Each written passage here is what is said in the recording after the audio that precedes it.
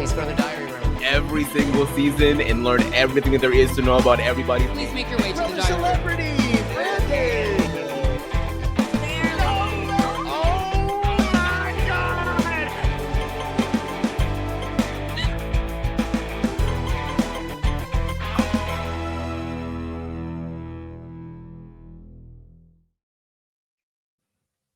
Oh my God. Can you believe it? The end of round one is here. Oh my goodness. Here it is, the final episode of round one of the Diary Room podcast, a Big Brother podcast where we're trying to find the best player in Big Brother history. And we have no guests today. It is just the two of us, just family here, as we talk a little bit about what this means here at the end of the round, and we will pull the final six players and determine the last couple of spots in round two. Can't believe it. Of course, I am Matt here with Aman. Aman, what's up? Wow. It's insane.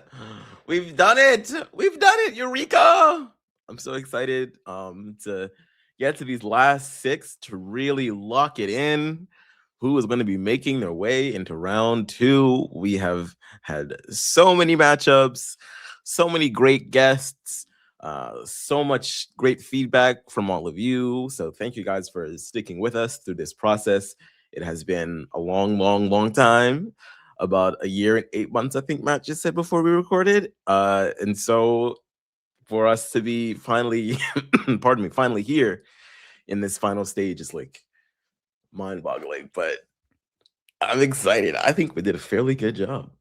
I would hope so. I hope everyone feels that we did a fairly good job. They may not agree with every decision that was made along the way, but that's another story. And I'm sure that that's going to continue into future rounds. The idea of possibly not agreeing with every decision. But yeah, it was a year and 8 months, 609 days. And if you take out that middle number, nice. But oh my God. 609 days ago, July 2nd, 2024, Corey Wurtenberger joined us for the first episode of this podcast series. And we just went for it. We were not sure. We knew what the concept was, right? Just to like take it back, we ripped this concept off of another podcast. Our good friend Andrew over at Gleek of the Week, who's had us on many times. We've been having a lot of fun with him, helping him whittle down the Glee catalog to the best Glee song of all time, which they are still working their way through all these years later.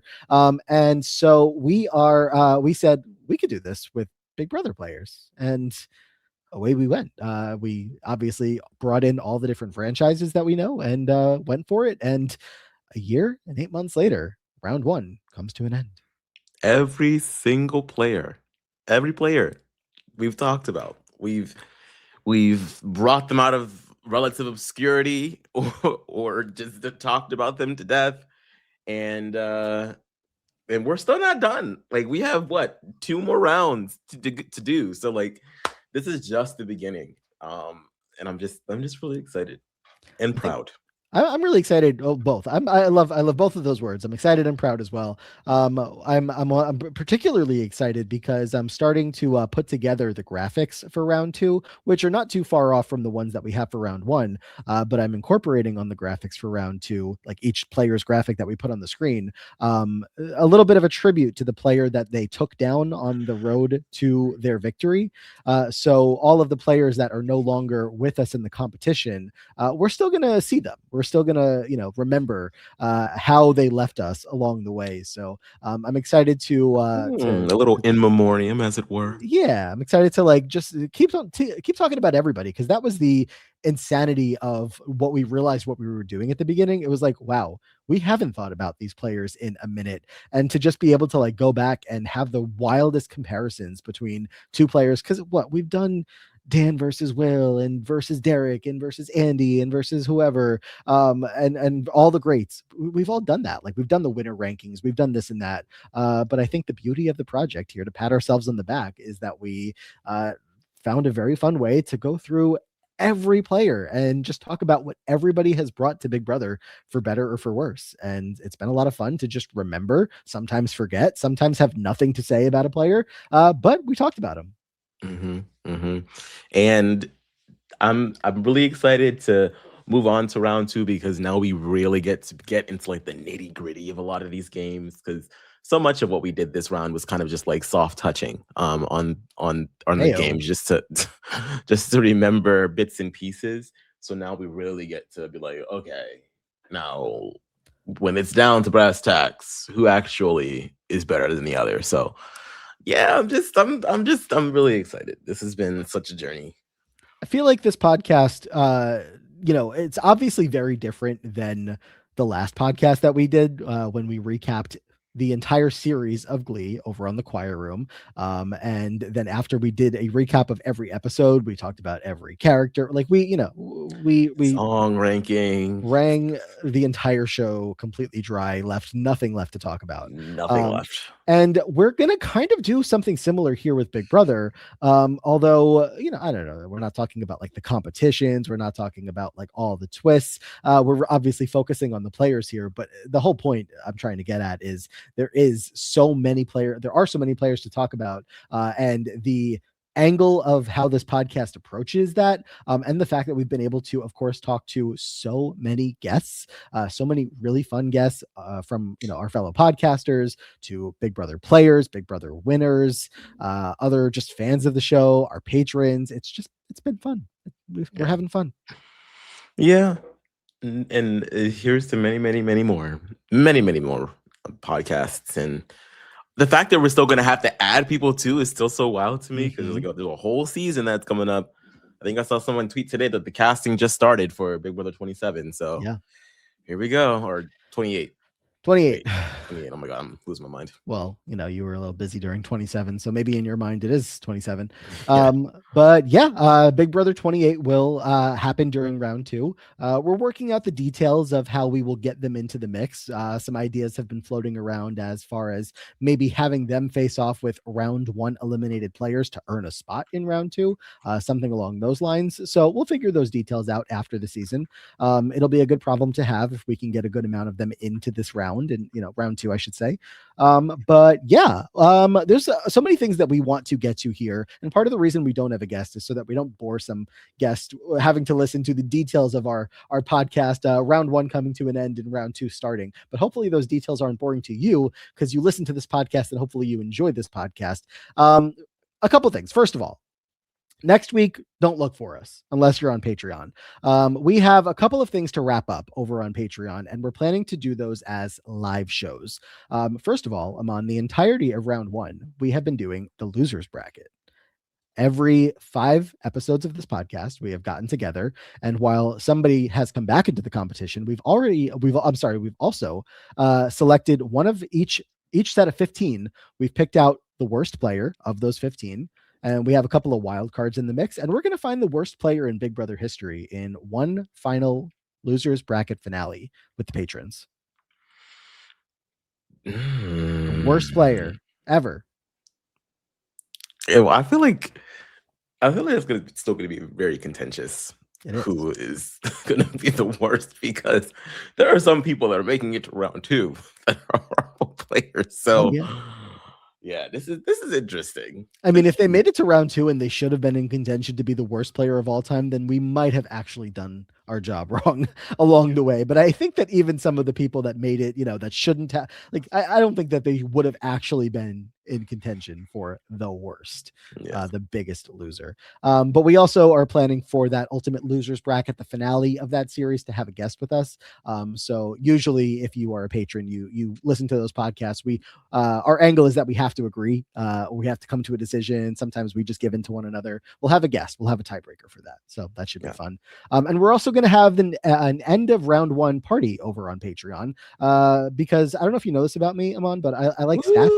I like sharing my stats and statistics and figures. Stats and statistics is the same thing. So we're going to share a lot of those.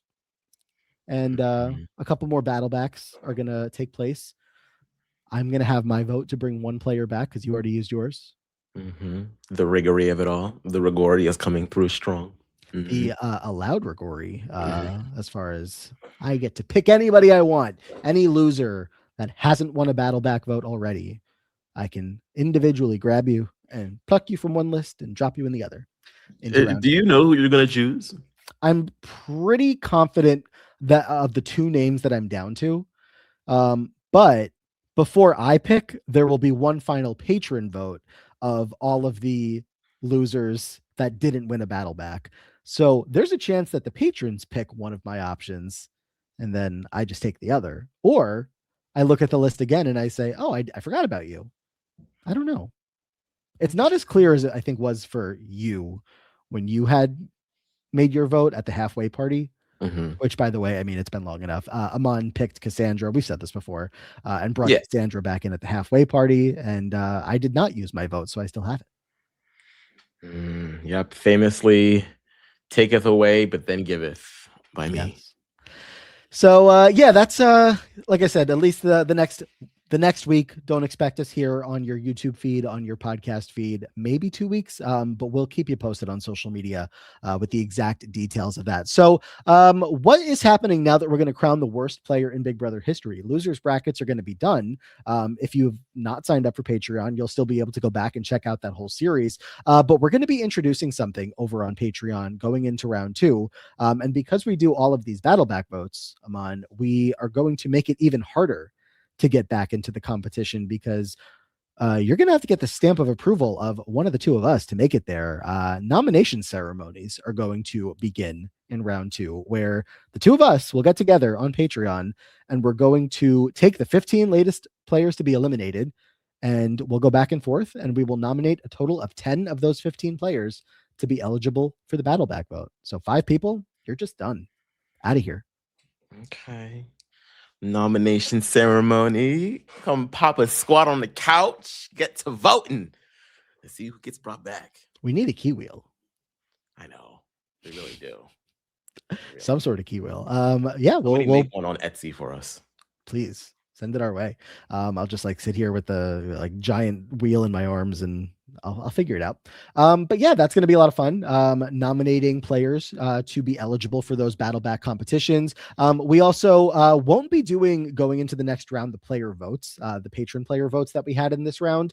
You might have noticed along the way that they didn't always end up mattering in the way that we hoped that they would. I thought there would be many more instances of times where they break a tie in the patron's favor or something like that. But just a lot of times they just ended up jumping on to like a 3-0 vote already. And while there still could be a case that that changes into the next round, we also like by the end of the round here, it just got a little messy and confusing. So instead, one thing that we're adding is the patron pitches. So if you don't like myself or Aman's opinions about these players, we're going to have some patrons contributing their opinions. We'll read a couple of them aloud on the podcast and see if our patrons can help influence our decisions. If we're not seeing the light about some of these players, maybe it's an underrated person that you want us to give a little bit more credit to, or somebody that you don't think is a worthwhile player. And you say, you know what, Dan actually sucks. I need to tell you why.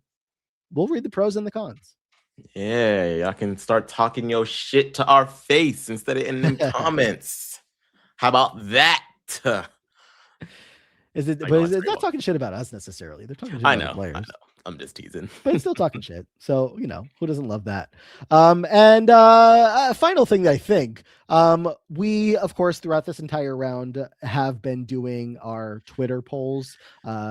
Let us know who you think won the matchup. We're going to move that over to Patreon as well, with a little bit more of an elaborate exit survey or whatever you want to call it, a weekly survey for each podcast that we do, with each matchup on there and a couple more questions sprinkled in, so that some of our patrons that, or all of our patrons, I'm not sure what tiers it's going to be on, but patrons can fill out these exit surveys, and we'll have our whole database of seeing, who agreed with us, who disagreed, just taking your temperature on the players that we are discussing. And we'll go over all of that at the nomination ceremonies on those podcasts. So a lot happening on Patreon, a lot happening here.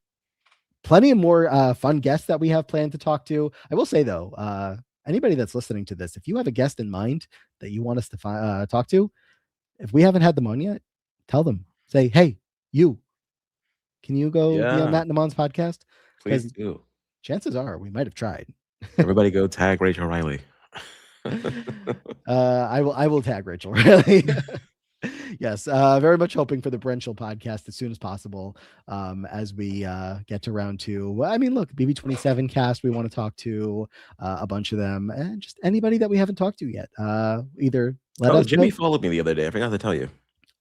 Well, Jimmy, I hope you want to come talk to us.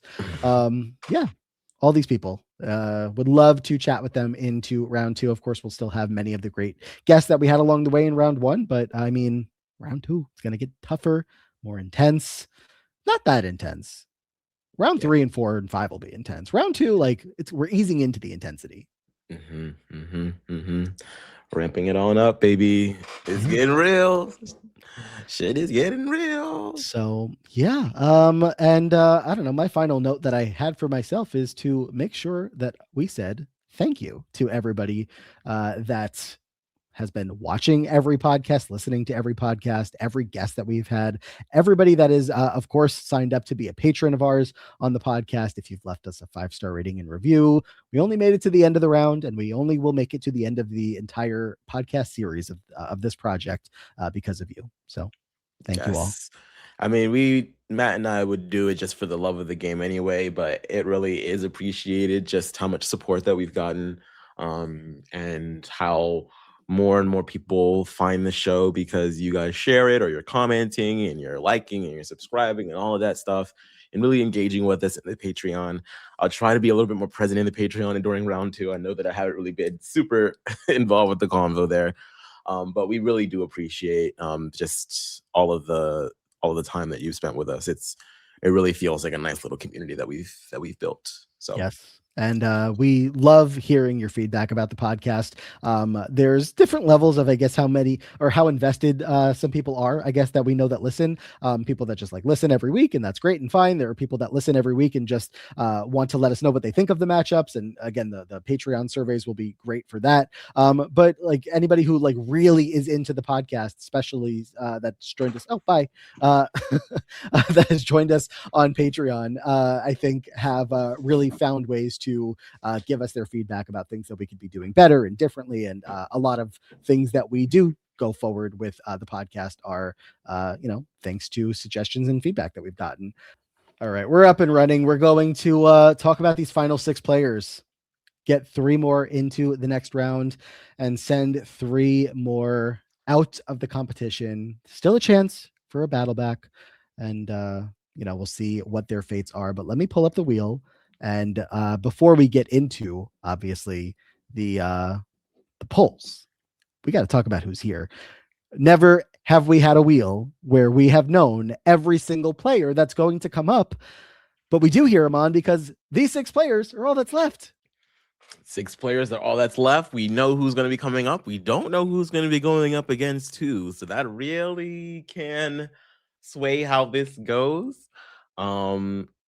There is one person really that I really want to see make it through. Oh, I guess 2 people. 2 people that I really want to see make it through. I'm not going to put it out there just now because I don't want to jinx myself. But yeah, they could be matched up against each other. Exactly. So, yeah. We've avoided some worst case scenarios in the past couple of episodes, though. There have been a good amount of like really strong players that, look, not to say that worst case scenario is like us having a tough competition, because that's fun. But I don't know. I'm just like, I was prepared for a couple of easy rides to get us into round 2 and beyond. So we know all 6 players that are going to come up in this episode. Who knows? You may have your 2 players matched up against one another. To read all of the names that we have here, in case you're not watching us on YouTube, maybe you're an audio only listener, that's allowed. We have here, Aman, would you like to let everybody know? We have from Big Brother 5, Jace Wiry. We have from Big Brother Canada, Season 1, Peter Brown. Big Brother Canada, Season 11, Kuzi Vakwashe. I love her name. Then we have 2 folks from BBOTT, in Neely and Justin. And then from BB Can 8 rather, we have the brain transformation specialist himself, Chris Wiley, who didn't even remember his own damn mom. Look, sometimes you just forget.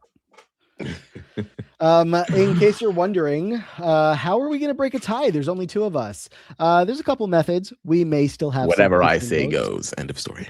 Oh, wow.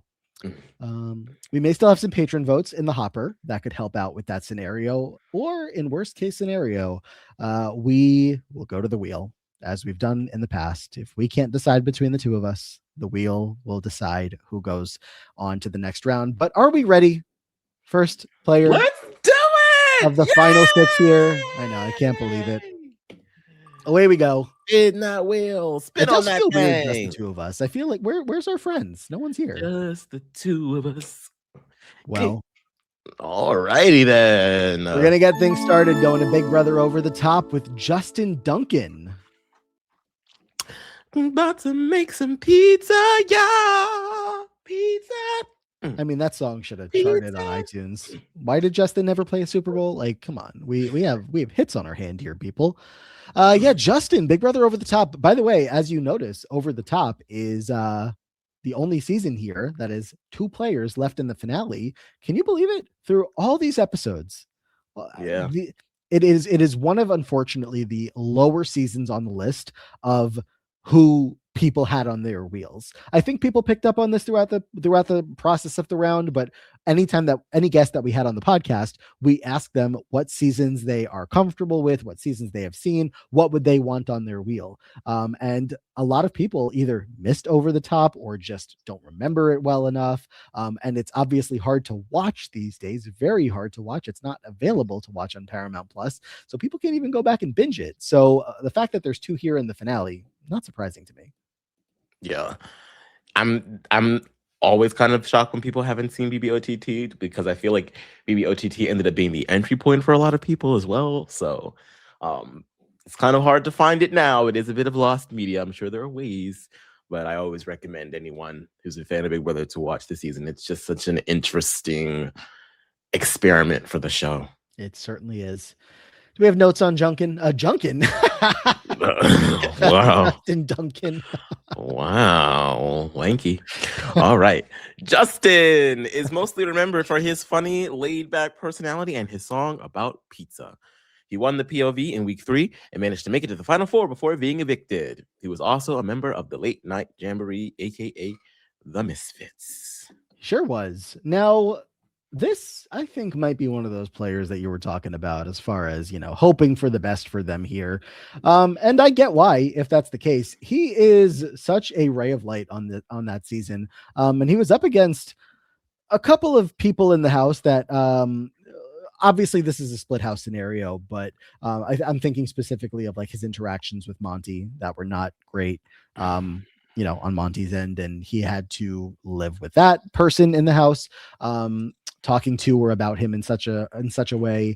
But then he kind of I don't know, goes on cruise control with his alliance, where they are obviously taking shots back and forth, but nobody's really that concerned about Justin until we get to the end game. He's got his good relationship with Jason, with Chrissy, and by the time that the game comes to an end, he realizes that Jason and Chrissy are unfortunately a little closer to each other than they are with him, and also a little bit more afraid of being at the end of the game with him because he is so likable. So he does end up falling short in 4th place, but certainly won over the hearts of many along the way. Yeah, just a really refreshing character that we haven't seen on the show and we haven't really seen since.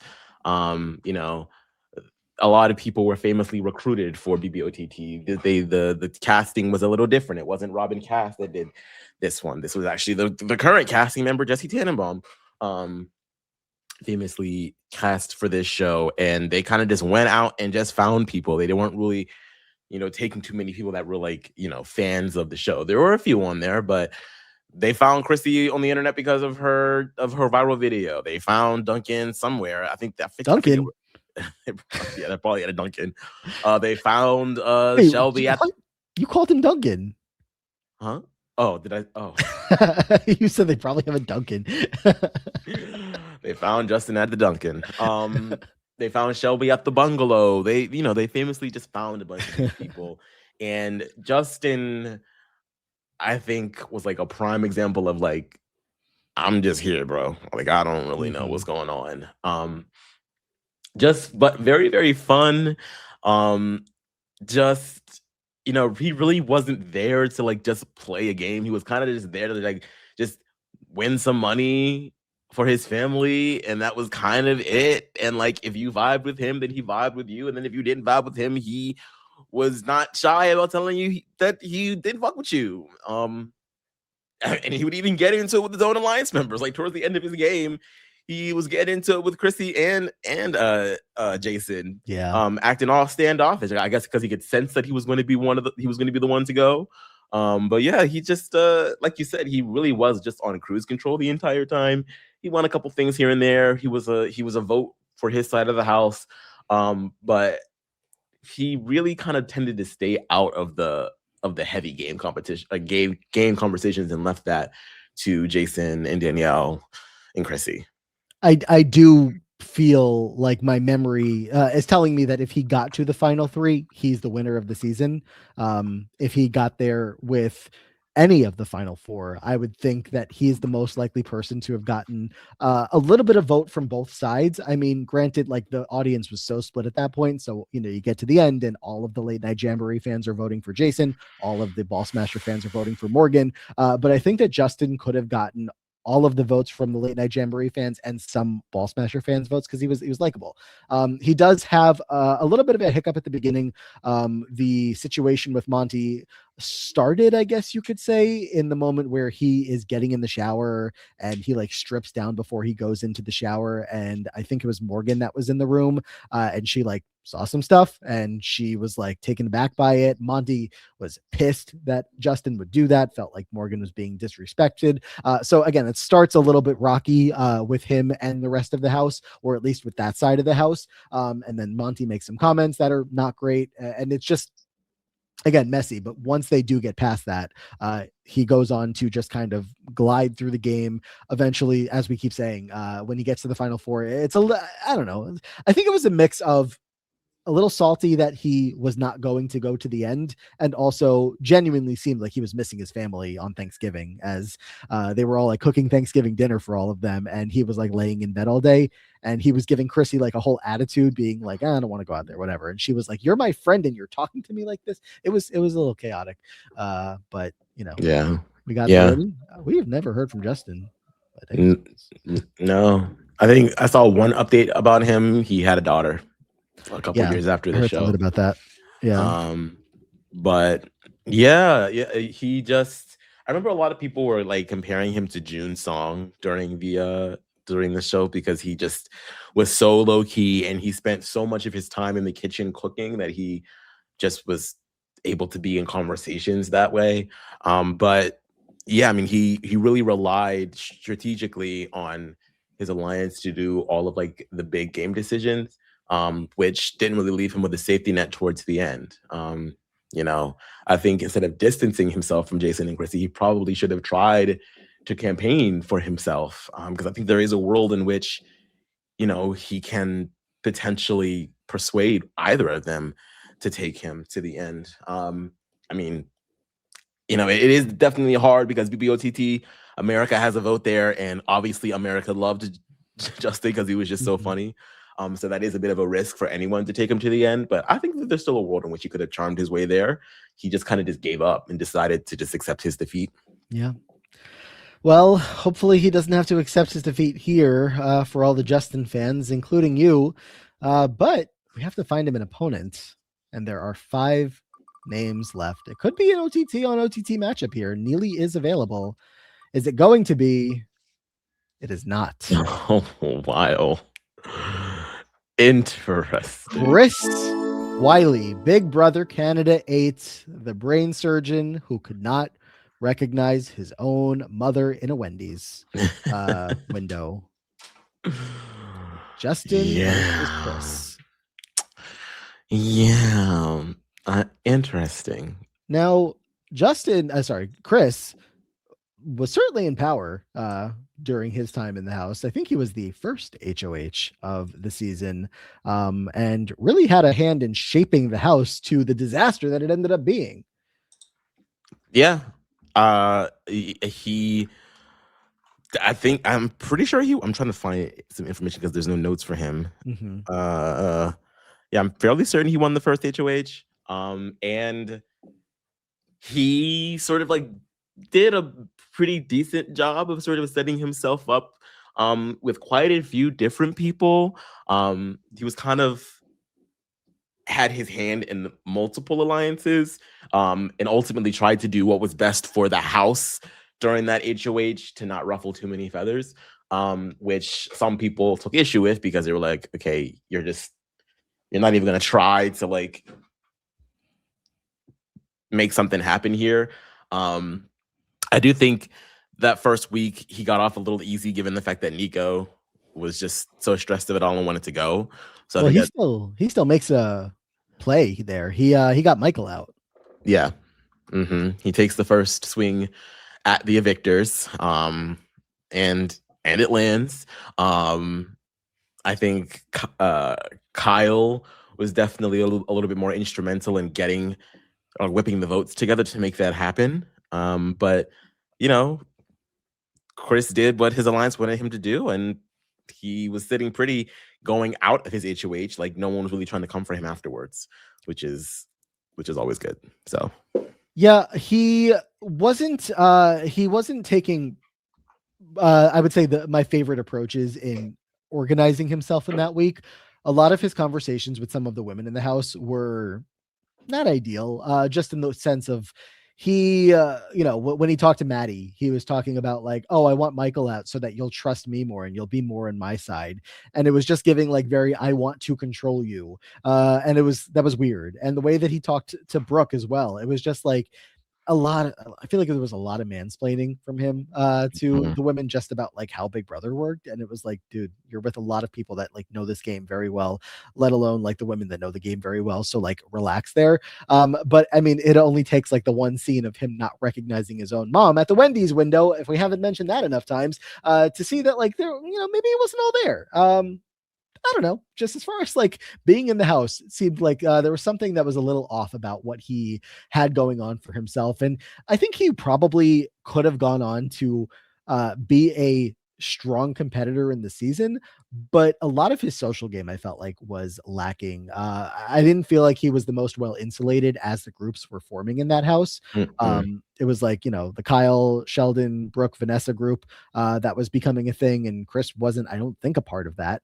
And obviously the evictors were kind of being taken apart a little bit, but also by the time that the season comes to an end, all three of them, or three of the four of them, are still there. They kept getting away with staying in the game because Jamar and then Kyle and then Carol wants to leave. It was always something. So they had Fucking Carol. three people going into the final, like, I don't know, 9 or something like that. And again, Chris wasn't actually a part of that. So I don't know how long he would have been able to go into the season without actually having been targeted. But Yeah, I guess like I'm remembering a little bit more now. I said that no one was really coming for him after that HOH, but that's not really true because you know he did take a lot of the heat for getting Michael out, and John Luke and Maddie were both trying to come for him afterwards. Um, and Sheldon and Kyle were definitely trying to just like use him as a meat shield for themselves. So he probably was always going to be high priority no matter what. And he showed himself to be such a threat by staying in that competition with Sheldon after he'd already won HOH. Then he stayed in that competition with Sheldon for like so damn long. And then made the deal with Sheldon saying like, okay, if you're not going to come for me, then I'll drop. Like you're just proving yourself to be much more of a physical threat than you really needed to. So yeah, definitely in a very precarious position. And I don't know how much longer he would have lasted had COVID not taken out the whole season. well, yeah. I have a quote in my notes for him where apparently he said, normally in the real world, a girl like that, talking about Madeline, would be all over me because I won, but implying that she wasn't because she had Michael. So that just gives you a little bit of insight onto like his self-awareness if the rest of this conversation hadn't given you that insight. But we should vote here between BB Can 8's Chris and Justin from Big Brother Over the Top. I can't even imagine where you might be leaning. This is actually kind of hard. Hmm. I mean, I think as far as social game goes, Justin has him beat, like hands down. Um, but I think Chris is just a little bit more well equipped for Big Brother. Like we know that Justin really had no idea what the show was when he came in, which isn't necessarily a bad thing. It just means that there's some homework that has to be done. And while there are some things that are good for Big Brother come to Justin naturally, like the whole strategy side of it is like such a crucial part that like if you're not inclined that way, you don't really stand too much of a chance. Whereas with Chris, like while he could rub a lot of people the wrong way, he at least was like he had so much more agency in his game than Justin did. But I just feel like Justin probably makes it farther no matter what. Mm. You want me to vote first? Oh God, I don't know. Yeah, you vote first. I totally get the case for Chris, but at the end of the day, especially considering what BBOTT was, I think Justin played that game. I guess it's a little hard for me to say how intentional it was, but he played that game to America and for America, I think almost better than anybody else. Like, I think better than Jason, who was the things he was saying on the feeds were obviously pissing a lot of people off and making people not want to root for him and vote for him. Morgan, I think, was playing well within the house, but like not to the fans. And if there was intentionality behind Justin being this goofball character while being in a good spot with the house, again, I think he wins the jury vote 10 out of 10 times. And he was one spot away from making it to that end spot being a winner. Granted, that's not regular Big Brother. I get it, but I think he played that game rather decently.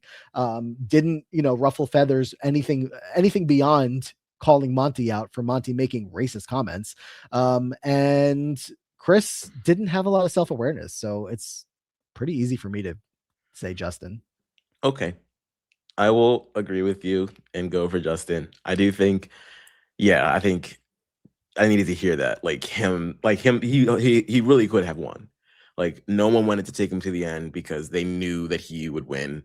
They knew that America would want him to win, which is the name of the game for BBOTT. Like if you have such a good social game in the house, and you have you're just a fascinating character that America loves you, and it wasn't like put on, like it wasn't a show. It was just him just being himself.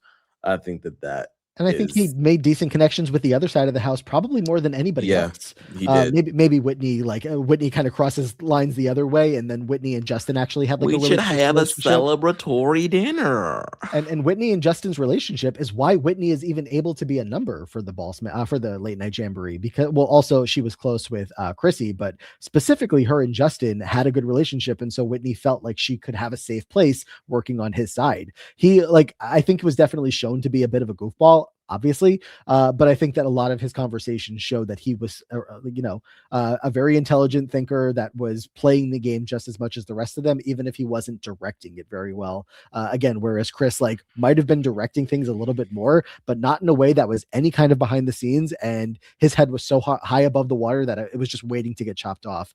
And if he got to the end, I don't even know if he gets the votes, because he was so, especially with the women in the house, he just was not the vibe. Yeah. And there's that.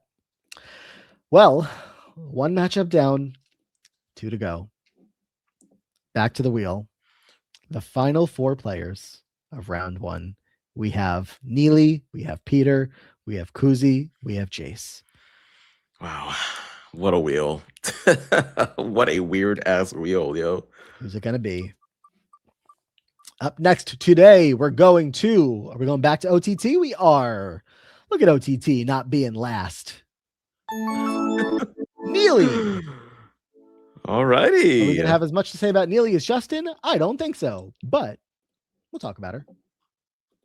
Okay, Neely started off as an ally to the late night jamboree and formed close bonds with Jason and Chrissy.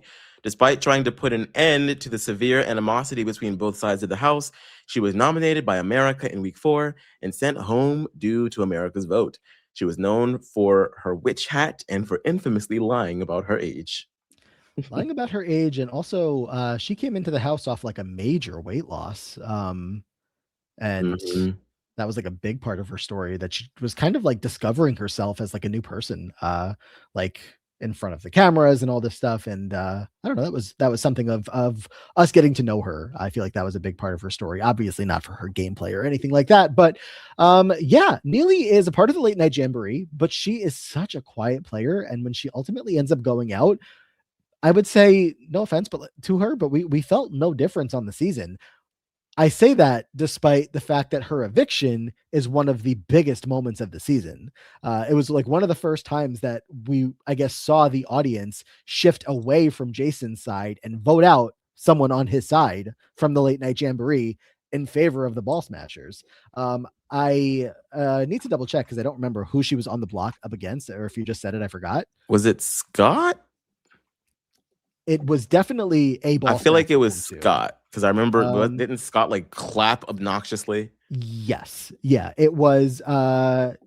It was Neely, Scott, and Whitney. So the odds were certainly in the favor of a ball smasher or ball smasher adjacent person in Scott going home. But Neely gets the votes of Alex and Morgan and Shelby and America, Yeah. and went home. And we watched that, myself and some of the live feed correspondents at the time, and a bunch of other RHAP people at a bar surrounding someone's cell phone. I think it might have been my cell phone. And we screamed at the top of our lungs when Neely got evicted, because it was just crazy television. Yeah. Neely, you know, also another fun character for the show. Um, she really, really leaned into the house divide. I think that's probably what like was the worst thing about her game was just how much she just wanted to rely on the power of being in the late night jamboree. But like when you have America also influencing the game, it really can shake your confidence. And I think that that's really what did her in here. I think she had the right idea by aligning herself with people like Jason and Danielle because they were bigger personalities than she was, and they were able to win competitions. So it's just a nice spot for her to be in. But if they're looking to take out a number, if they're looking to weaken your side of the house, yeah, I remember her laying into Scott that one time when Oh, Scott she did. she was going in on That him was her and like eviction speech. I mean, actually, she might have done it a couple times, but in her eviction speech, she calls out Scott, saying he's like a horrible person who didn't deserve to be there because he was laughing at Chrissy's hand injuries from the comp that she's holding up her hands, that she's gotten all injured. And she was pissed. She did not take shit from Scott, especially. Most of the ball smashers didn't really rub her the wrong way. Like they got along just fine, but Scott got under her skin. mhm. She could not take him. Yeah. She couldn't. But I mean, she and she also, I'm reminding myself, had I think a bit of a small something with Chrissy, that her and Chrissy had a disagreement at one point in her 29 days in the house. Because look, the ball smashers, they were all on the same side, but they didn't always agree on everything, Yeah. especially when there was more of them. It's just a shame that she went home during Chrissy's HOH. Like America really screwed her. And we just wanted, I guess at the time, people just wanted to see more back and forth. And a lot of like, you know, they didn't want to see one side get too much power, and this was a power check for them. I remember even Yeah. RHAP was like influencing some of these votes about who should go up on the block. And yeah. Yeah. The season as a whole, it was always funny when, so I'm sure I've said this a couple times before, when somebody would win an HOH and they were like, oh great, my side's back in power. Next thing you know, their allies going home. Like 10 out of 10 times on the season, it was always their own ally being nominated by America and then ultimately evicted by America. So it was quite an interesting season to navigate. But Yeah. we do have to find Neely an opponent here. Three players left. We have Jace, we have Peter Brown, and we have Kuzi. Oh my And gosh. this spin will determine the final matchup. Oh my god, this is crazy. I can't take it. am going to spin one more time after we're done with this because I want to know who's last to come up. But after this name comes up, we will know the final matchup of round one of the Diary Room, a Big Brother podcast to find the best player in Big Brother history. Away we go. Who shall it It's going to be be? Neely versus Peter Brown. Okay. Big Brother, Canada 1, Peter Brown. Every time I think about Peter, I just think about him threatening to poison the jury against Jillian, and Jillian like just losing her shit in the bedroom. That means the final matchup here, we'll get to them soon, is going to be Kuzi versus Jace. Wow. That's going to be a tough one. But we're not there yet. Let's talk about Peter Brown. Do you have notes while I pull up his graphic?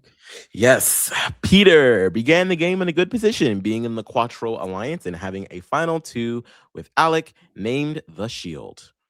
After Quattro crumbled, Peter joined the 4G. Oh my, I forgot that name. The 4G Alliance with Alec, Gary, and Topaz. However, Peter's game began to crumble at the instant eviction. After Topaz accidentally revealed their alliance, Peter went against Topaz. For the next few weeks, Peter lost all of his allies and passed on an opportunity to save Topaz in favor of gaining trust with Emmett and Jillian. Jillian still continued to target Peter and put him on the block once she won HOH. Despite campaigns from Emmett, Jillian stayed firm in her decision, leading to Peter being evicted by a vote of 2-0. Peter was a very big character, I feel like, in obviously the first season of Big Brother Canada, but not in the sense that you would like expect. Like, he's not Glitter Gary, he's not Emmett. He is, the first like strategic, like super fan, I guess, archetype on the show. And granted, there were a couple of them. I guess Anil was kind of that. But he was, I guess, the most prominent one as he goes deep into the season. And the Shield was pretty prominent along the way. Both him and Alec, they're whatever they had going on with Topaz as well. And after him and Alec break away from the Emmett and Tom situation, and the gameplay was pretty fluid that season, but Peter was pretty often a part of something. Which makes it all the more fascinating when you get to his exit and he's surrounded by basically nobody that is going to help him in the game. They are all aware that they want to get him out, that they need to get him out. His exit from the house, do you remember? He like sits on the stairs and I think I wrote it down. He says, "This is not real. This is an idea, Peter Brown," or something along those lines. I might have written it down. That does sound familiar. And he just like has a moment to himself, like as he's exiting, of just, I'm not sure. I'm sure he's explained it in like an interview or something somewhere, of just like, I don't know. Was it like his final words? But I don't know. But it was, I would say, impactful to his character on the season, ultimately leading to the jury pact to not vote for Jillian. That played a very big role in the end. Yeah.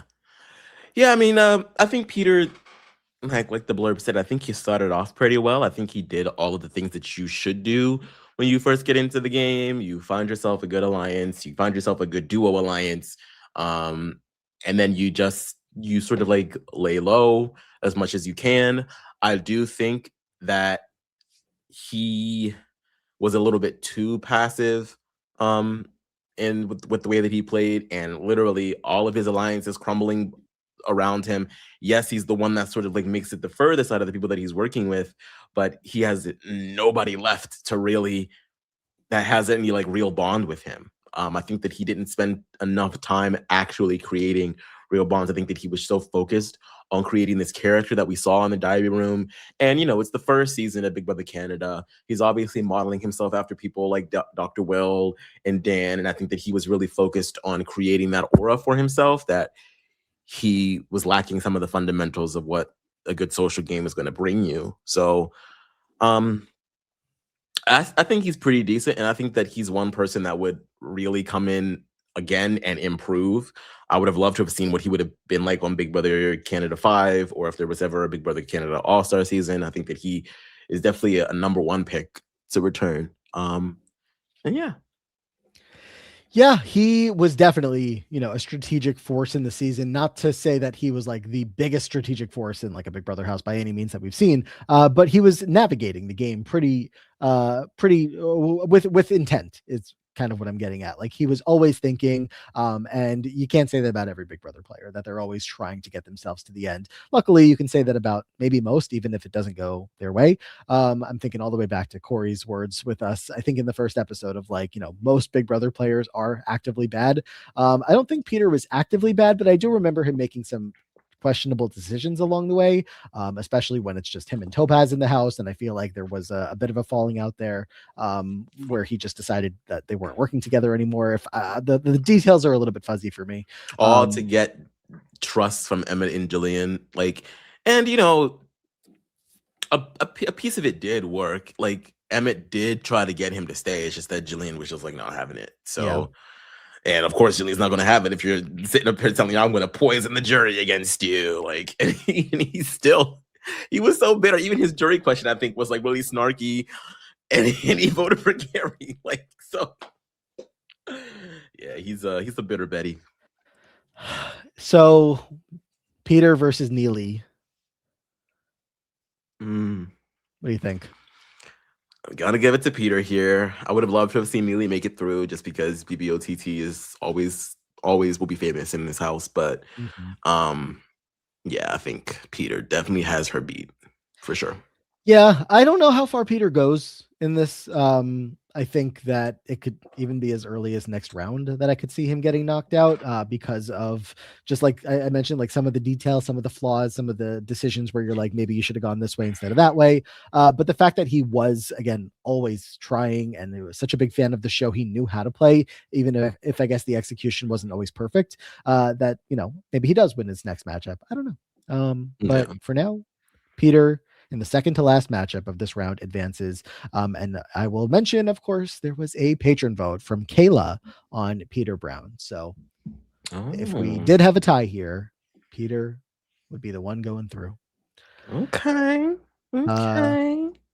Big Brother Canada 1 closes out here with 9 players seeing the next round and 6 staying behind. Not bad. Big Brother Over the Top moves on to the next round with 7 players having advanced and 6 staying behind. So about 50-50 for OTT. Not that bad. That does include 2 people who won battle back votes. Both of the Willett sisters lost their matchups and then won their way back in. But it counts. They just can't get rid of the Willets. Can't get rid of them. And then Big Brother Canada 8 ends here with 4 advancing and 12 not. 12 is a lot of people to not advance. Yeah, I mean, before for a season that never panned out is also kind of crazy. The only other season that has as high as of a number as 12 players to not advance as BB Can 8, Big Brother 27. Well, that makes sense. That's crazy. I think we were sick of those hoes. Absolutely insane. BB Can 8 and Big Brother 27. And if you want more stats like that, make sure that you are a patron and joining us at our end of the round party. But for now, like I said, I want to know who the last player to come up on this wheel is going to be. And we'll take that in the order. We'll talk about them in the order of whoever gets pulled first. Oh my gosh, look at that. Look at that. Out of all the names, this is it. This is the final. This is crazy. Jason Kuzi, Big Brother 8. Big Brother 5 and 7 versus Kuzi from Big Brother Canada 11. Jace could have been from Big Brother Canada 4. This could have been a BB Can on BB Can matchup, but you guys didn't want to vote him in. Nope. I didn't vote him in. I voted for Tim. And they flew him all the way out there too, only to send his ass for home. The premiere and the finale. Damn. He was there in the finale, sitting right next to, I think her name was Veronica, just chilling. All right. Who's going to be next and who's going to be last? Oh my gosh. Up next, Jace. Alrighty then.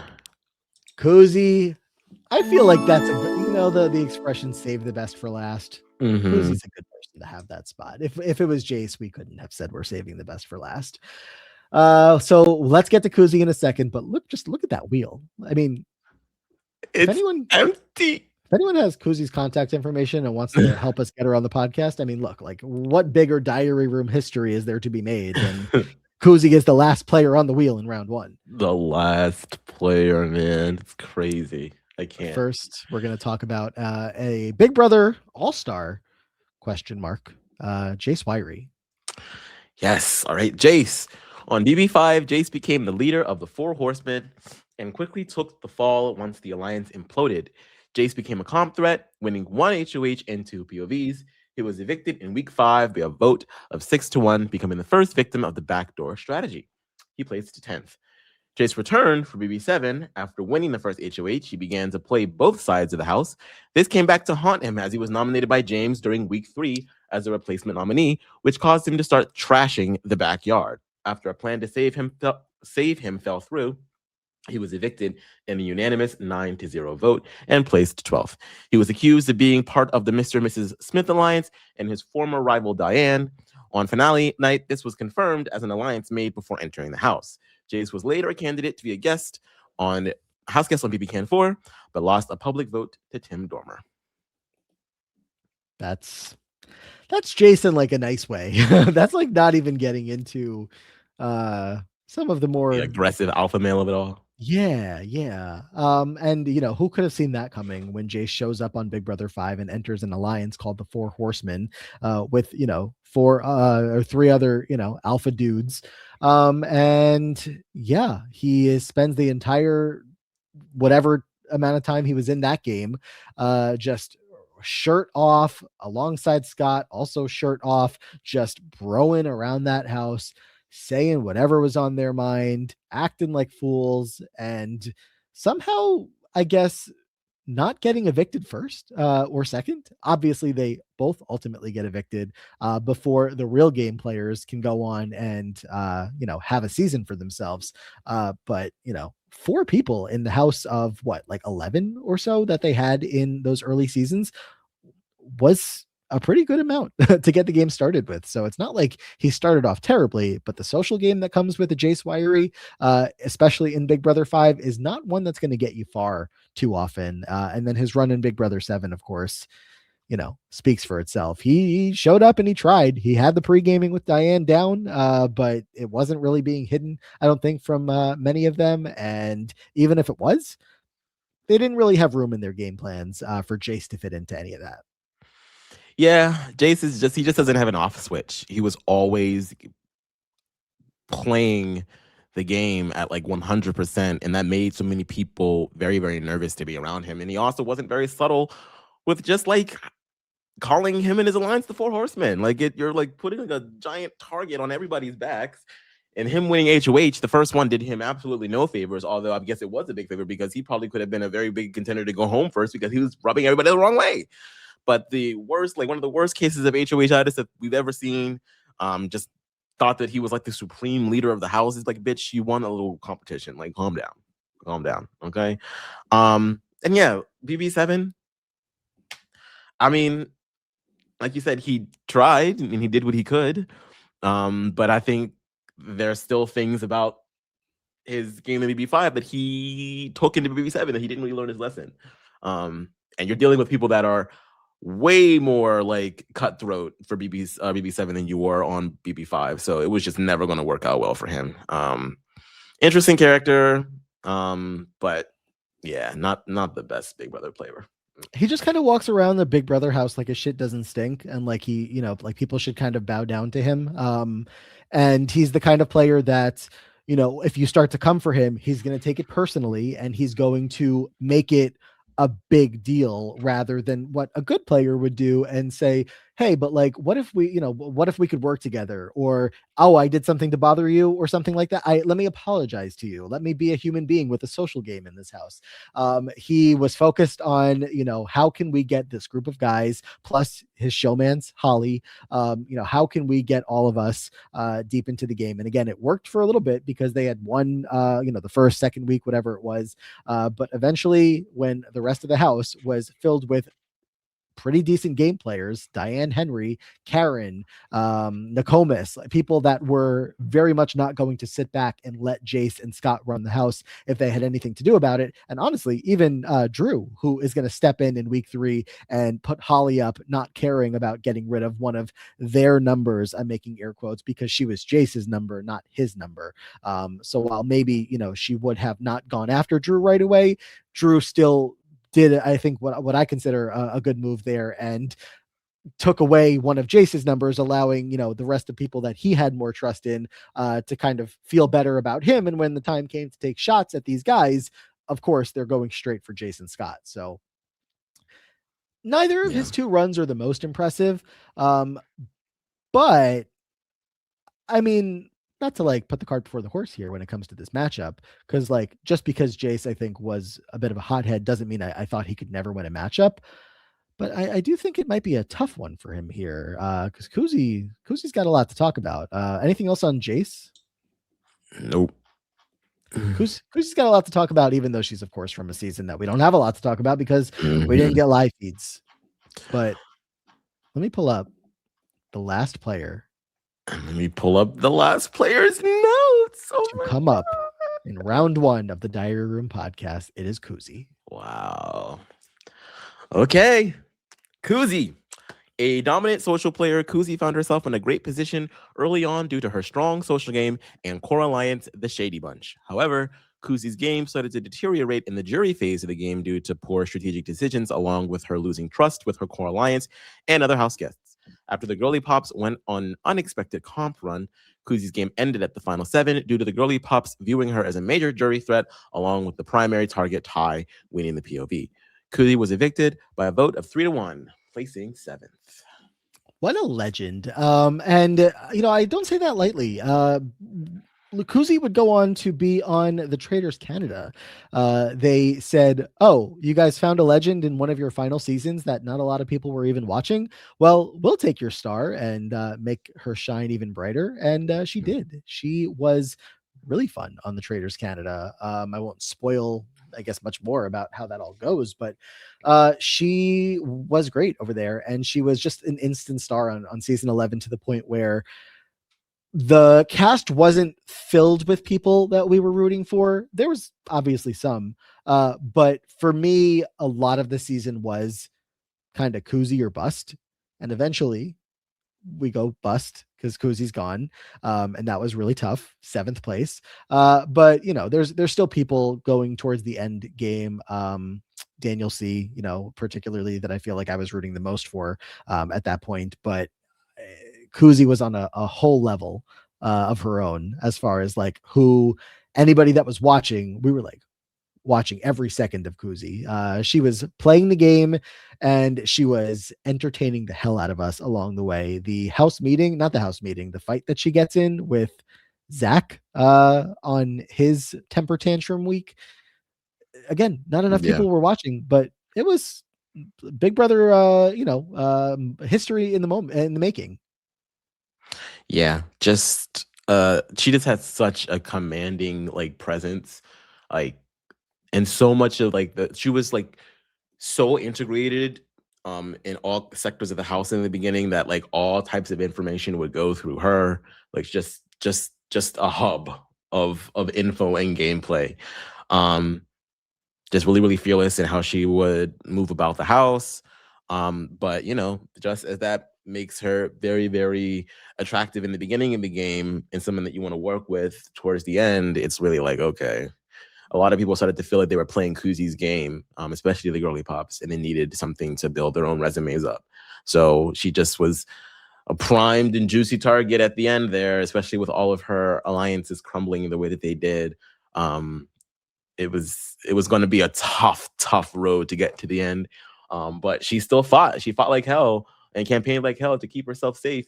It just wasn't going to work because she'd already shown so much of like what made her a great player through like the whole game. So, and also I think that she's a little bit like when she has tunnel vision a bit, like as soon as she decides that she dislikes you and she gets into an argument with you, whether it be Zach or Ty, like it's like she's focused on you, like she's like on you like white on rice, and it's just when the target will not go away. And I think it makes it really hard for you to have like marriages of convenience later in the game when you don't have any numbers. You really needed to be able to extend an olive branch, and I feel like the way that she moved it made it hard for her to make that kind of stuff happen. Yeah, Daniel C and Anika, I think, were obviously her good allies for a good chunk of the game, but at a certain point, they stopped trusting her, and they stopped feeling like they wanted to go deep in the game with her. I think they recognized her threat level, but also a little bit of like she had a good relationship with Ty throughout the entire game, and that was pretty crucial for her. Both of them were big threats, big targets, and they kind of had each other's backs, like really on the low. I think ultimately people started to realize that though that they weren't going after one another, and it was like as far as big presences in the house, Ty was number one, and Kuzi, especially after Zach was gone, kind of became 1A, or just a firm number two. So when Ty wasn't eligible for the eviction that Kuzi goes because I think he won the veto or something like that, it's like, well, the next best person here is the next biggest player, and that's got to be Kuzi. So I definitely agree. It wasn't like perfect as far as like the gameplay goes. I remember, when she ended up going on the block, she was really a little salty about it, Yeah. and wasn't hiding that very well. Which, I don't know. Sometimes people are aware that they're gone and they just go for the entertainment on the way out and really just let people know how you feel. Obviously, the better game player in general would stay calm and try to make a deal, do everything you can Mhm. until the last It's possible just hard second. when you're in power for so long and you're doing so many things right to have it all get snatched and to Yeah, see people that you've worked harder than making it further than you. It's like such a tough pill to have to swallow. yeah. Um, yeah.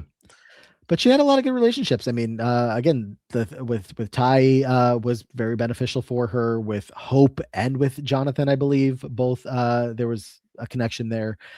So it was working until it wasn't working. It was just, I think, genuinely, I kind of chalk it up to her star power was just like unmatched in Yeah. that house, and it was like from day one, it was like, this is the start of the season. And to see her have a chance to make it to all the way to the end would have to be like incredible game, would have needed to be played because she just stood out so much. And she did well enough getting to seventh place, but wasn't able to pull out the win. Uh, she's up here against Jace. Mhm. Very interesting matchup because while, she has a big season where she's a big character, Chase had two seasons where he was, more of a main character. And again, it wasn't perfect gameplay, but it was uh the kind of gameplay that like maybe a Jackson Mickey like is an example of when it works, that you just like brute force your way through. Mhm. To an extent. I don't know if that's the best example, but it just didn't work for Jace. So I don't know. I think there's merit to both of these players seeing the next round. I know who I like more, but that's more to consider here. What are you thinking? I know who I'm gonna choose here. I'm definitely gonna be giving it to Kuzi. I think that she just has more skills than Jace does. I think that Jace um is just a little bit too rough around the edges. And like Kuzi's game is far from perfect. Like I said, like we just laid out a few of the reasons why the social game can also be her undoing. But I just think that she is just much more well equipped for Big Brother and will make it further than Jace will every time. So Yes. Wait, I just realized that we didn't like pull her name. And so we never got like the flash on the screen of Kuzi's name here. And I want to do that. no. So here on YouTube, pulling the final player as if we don't know who it is. And who is it? There it is. All Kuzi Vakoshe. right. I needed to feel that sense of closure and completion. I'm voting for Kuzi as well. I thought I'd give you a little bit of a, maybe I'm gonna vote for Jace. No. Um, no, Jace was a big character, which is why he comes back. But there's a reason why like Jace and Howie are both not in round two, at least as of right now for both of them. Barring battlebacks. But big character doesn't always mean big player or good player. And Yeah. at the end of the day, while we have let a couple of people slip through on the nature of their character and their legacy, we are trying to find the best player, and Kuzi's a better player than Jace. Yeah, for sure. We're done. Oh my gosh. We're not done. We're only just getting started, but we're done with the round. But this is we're done with the longest round, right? Yeah. They only get shorter from here, but they get shorter, but they get harder. Mm-hmm. Mm-hmm. How many players have we just talked about now? My numbers could be wrong. The number that I have written down, and somebody help me in the comments if this seems off to you. I have the number 564. Wow. 564. We have This is talked about episode 94 of the podcast. wow. We have talked about someone's game 564 times. Wow. Yeah. And we're going to do it all over again a couple more 100 times, at least for round 2. And I don't know, just like in case people don't know what is to come besides round 2, as we get later in the competition, be aware that we'll probably at some point scale back to talking about only 4 players an episode, because when these competitions get a little bit more intense, we're going to want to spend more time discussing the back and forth. So I also don't want people to get nervous in case they're like, oh, I love this podcast. This is the best podcast that ever existed, because people are saying that, Aman. I don't want them to be like, oh my God, it's going to be over soon. Like, we're going to take our time and we're going to make sure that we do this right and get the right answers. And it's all going to be great. Can I recap what we just did today? Are we ready for one last round one recap? Let's do it. Kuzi from Big Brother Canada 11 just went through to the next round in favor of Jace, 2-time Big Brother player. Again, could have been 3-time. Wait, was he up for? No, that was Cowboy. That could have been on BB 11, but Jace could have been on BB Can 4. Mm-hmm. Wasn't. And I kind of wanted to see it happen. But he had really long hair. I'm glad that Tim made it though. I mean, yeah, that season is so different. What is Jace doing in that house, especially with like Cassandra and Nikki, and like him and Jared would have been the same person. Yeah, they might have butt heads. Who knows? But Jace is not going to see the next round here unless he wins a battle back. We'll get to that. Peter Brown advanced to the next round over Big Brother Over the Top's Neely. And then Big Brother Over the Top's Justin advanced to the next round over BB Can 8's Chris. Our final 6 players here. We closed out a couple more seasons just now. BB Can 11 ends with 9 players advancing, 7 players staying behind. Big Brother 5 ends with 8 advancing and 6 staying behind. And Big Brother All-Stars, BB7, ends with 11 players advancing and 3 staying behind. All the stats in the world coming to you over on Patreon very, very soon with our end of round party. Wow. Can you believe it? I can't. You want to know who's up for this final battle back? Well, second to last battle back? Yeah, who is it? So 2 more proper battle backs. One will be from episodes 91 through 94. And those names consist of, from this episode, Chris from BB Can 8, Neely from Over the Top, Jace Wiry, Devin Shepard, Carson Kressley, Kelly Jorgensen, BB27, Will Williams, BB27, and Mickey Lee, all 3 BB27 final contestants, all eligible there. Ramses from BB19, Chuck Liddell, BB Celebrity 1, Tom Plant, BB Can 1, and Kaylin Mama K from BB Can 7. One more of those players will make it back in, and then we're going to have one last battle. Chuck. No, you voted for Chuck to go. What if I just went all in on campaigning for Chuck to get the last spot? Chuck Liddell. I don't think it'll work. I wouldn't hate it. I don't think it'll work. I know who I want to win it, but I think I've already said that, and I don't want to push the audience too much. But if you want to be in on that action, be there for our ultimate losers bracket, where we will crown the worst player in Big Brother history. I don't know how long that podcast is going to be, but we have a lot of names to get through. We're going to match them all up and we're going to get through it. We're going to find the worst player and crown them officially. The opposite of what we're doing here on this regular podcast, trying to find the best. We're going to find the worst. And there's a lot of bad players that we have to talk about there. Mm-hmm. So that plus the end of round party will all be on Patreon, patreon.com/thediaryroom. Thank you guys so much for being with us on this journey. Like Matt said, it's only going to get harder. So gird your loins. Yes, that. I'm trying to think if there's anything else. I mean, I don't think so. If so, then again, we'll talk about it on the end of round party on Patreon. But I think that is about it for now. Thank you all so much for your support and for listening and for being here. We wouldn't be doing this still if it wasn't for the fact that people showed up and said they like the idea, they like the podcast. It's our favorite thing, not only when you all tell us that you like the podcast, but when we have a guest on with us. Sometimes we finish the call, and not to reveal their secrets, but they're like, "Oh, that was so fun," and I'm like, "Oh, that's so validating that we didn't just take up an hour and a half of your time for nothing. That you had a good time with us." So that's always nice to hear. Yes, it's always nice to hear people give their feedback for the show and just like, yeah, let us know that we're keeping you company at work or whatever on your Yeah. drive. Hey, get back to work. No, I'm kidding. And drive safe. Hands on the wheel. Wow, we did it. Round 1 in the books. Keep an eye out on our social media, and we will tell you exactly when round 2 will begin. Most likely it will not be next week, maybe not 2 weeks from now either, but it could be 2 weeks from now.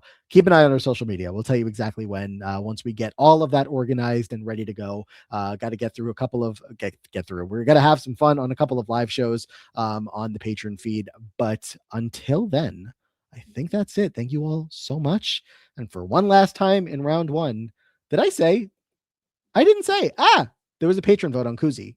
Oh, Eric is going to kill me. He's like, you did not say my vote. There was a patron vote on Kuzi. So that was a 3-0 vote. Kuzi going through to the next round. Eric, I'm so sorry. That is it. I knew I was forgetting something. Thank you all so much. Yes. Thank you guys so much for joining us in round 1. Can't wait to get into round 2. It's going to be such a wild ride. But until next time, guys, please go to the diary room.